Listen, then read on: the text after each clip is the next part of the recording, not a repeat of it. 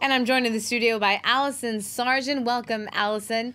We're starting with that shooting at a U.S. newspaper, the Annapolis Capital Gazette. Right, a shooting that really shook newsrooms across the U.S. as news of it spread. And because of the target of this attack, journalists, many people were pretty quick to assume motives, even journalists themselves, spreading them around online. The Washington Post analyzes some of the initial response in this article. They talk about a collapse into blame and division. Many people drew the connection between this attack and Donald Trump's war on the press, with people on the left saying that this shooting was a sign that that war is becoming literal and saying that the president is basically indirectly responsible for this. On the right, meanwhile, Sean Hannity of Fox News suggested that Democrats and their supporters are the responsible ones. He said that basically that they had provoked this with their harassment of Trump administration officials. Not sure what the link is there. Though all these stories were shut down, however, when it emerged that the shooter had actually a long-standing dispute with the newspaper. Right. He had filed a defamation suit against them a couple years ago. They had published a column about a court case that alleged that he had harassed a high school classmate, a court case he had actually pled guilty in. The Baltimore Sun, the parent paper of the Capital Gazette, has published an editorial today responding to some of the coverage and giving their take on what happened. They say pretty clearly to them this was a mass shooting. They write, "The fear journalists feel today is no different from the one high school students felt after Parkland." And they end this editorial actually with a call to end gun violence. The surviving journalists at the Capital Gazette vowed to put out a paper this Friday, and indeed they have. We can take a look at their front page today. It's quite factual, their headline there, 5 shot dead at the Capitol, and they have photos of their 5 colleagues who were killed there at the top. That's right. I think it's the 154th mass shooting since the start of 2018.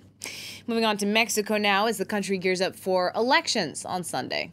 Right, a campaign that has been marked probably first and foremost by violence, but also by corruption and the question of how to fight corruption in Mexico. That was really seen as one of the biggest failures of President Enrique Peña Nieto, not only not ending corruption, but also being complicit in it himself. It turns out raccoons, which you see behind me, are sort of a symbol of corruption in many Mexican cartoons. In this one, you can see they have infested the office of the National Electoral Institute, and we see the president of that institution there is saying he's hoping for a close race as these raccoons kind of climb all around him. Meanwhile, another Mexican paper is predicting an emotional Sunday for Mexican voters, first because of the election, of course, but also because it's the eve of Mexico's game in the knockout stage of the World Cup. And to make matters worse, the paper points out that Mexicans won't even be able to drown their anxieties with alcohol.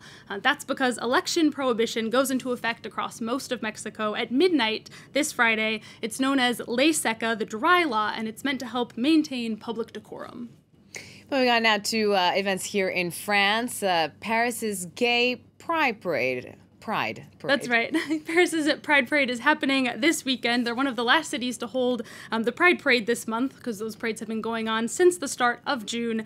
In the lead up to this weekend's festivities, Paris Mayor Anne Hidalgo has announced that rainbow crosswalks that are painted for the Pride Parade will actually be left in Paris year-round. She made this announcement after the crosswalks were vandalized by anti-gay graffiti earlier in the week. You can see a photo of the crosswalks there in France's leading gay magazine, Têtu.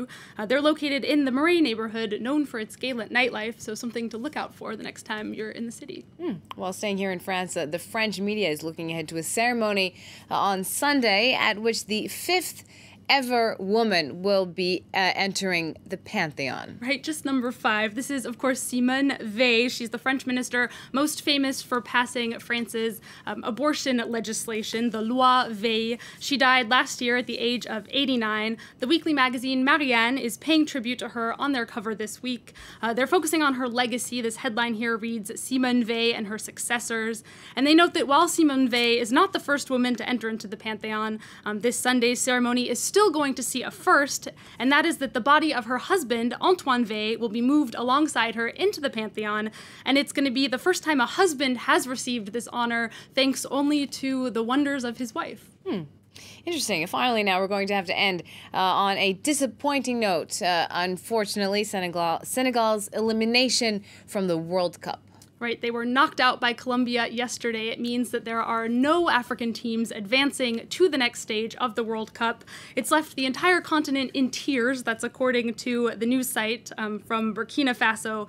They talk about regret for Senegal, disappointment for the rest of Africa, and they take a look back at some of the standout games of the African teams, notably Nigeria's performance against Argentina, Morocco's performance against Portugal, and they also point out that world champions Germany are not going on to the next round either. So they say, well, at least the African teams are in good company. Maybe it makes them feel better. Thank you so much, Allison Sargent there with the press review. Be sure to check out more press reviews on our website at www.france24.com. You can find that in English, in French, and in Arabic.